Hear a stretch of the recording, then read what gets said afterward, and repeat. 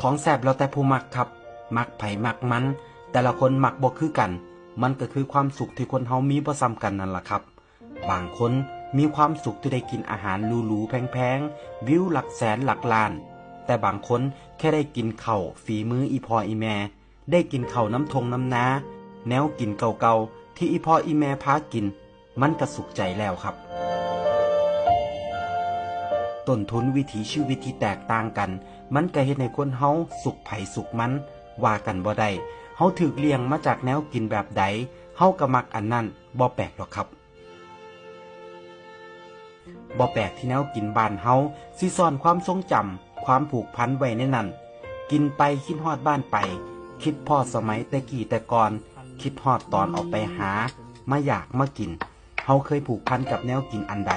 ไปอยู่ไกลบ่ได้กินคือเก่าเฮาก็อยากหวนคืนกลับมากินมันอีกแนวกินหลายอย่างมันกลายเป็นภาพแทนของไทยบ้านเฮาเลยก็ว่าได้ครับแค่เห็นข้าวเหนียวส้มตำลาบก้อยข้างทางหรือแนวกินอีสานบ้านเฮาอยู่ต่างถิ่นเฮาก็คิดฮอดบ้านแล้วแต่เชื่อบ่ครับมันบ่แซ่บสำกับมากินน้ำครอบครัวเฮาบ่เคยบอกว่าแนวกินบ้านเฮาดีกว่าไทยอื่นแค่อยากบอกว่าสำหรับเฮาแล้วแนวกินฝีมืออีพ่ออีแม่แซ่บที่สุดสำหรับเฮาเท่านั้นแม้ว่ามันอาจบ่ได้แซ่บสำหรับคนอื่นก็ตามครับ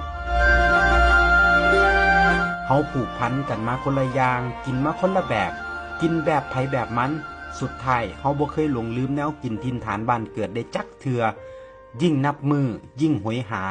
ยิ่งถอยห่างไกลบ้านยิ่งคิดฮอดยิ่งอยากกินมันเป็นธรรมชาติของชีวิต